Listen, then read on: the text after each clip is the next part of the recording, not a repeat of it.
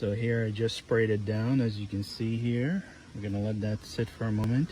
You can see here, whatever black dirt was on it is actually coming off, and then you can see all those dead skin cells and oils from your elbow here. All right, so next we're going to agitate with our brush.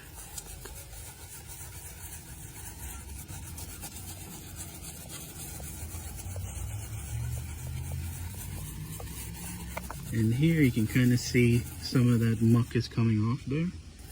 As we agitate with the brush, we might have to do a second pass here.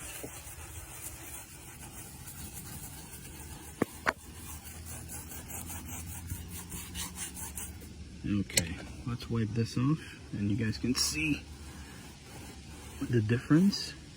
So take a look at here and then here. Right, so here where it's clean, and then over here. Yuck. Okay, so here's how you can tell you need to do several more passes. If it starts looking like this when it dries, see over here where it's white? That's some more grease and grime here that we need to do a second application and work through again. Over here, you can kind of see it up here too. It's a little bit white, a little bit of discoloration here, and it's smooth with all that dead skin cells, so we're gonna have to do that there also. Do it one more time. I'll be right back. Okay, so here is the finished product here. After we've gone through a few times, I went through like 3 times and did this panel over. And you can see now we're left with a matte finish here.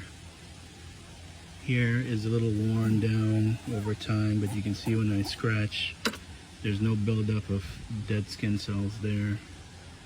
And now, this is clean and ready for some sort of dressing. Usually, I like to use 303.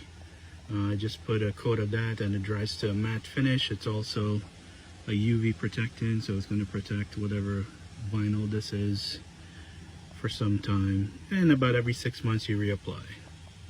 So I hope you guys enjoyed this video. Give it a thumbs up if you did. And I'll see you next time on the next video.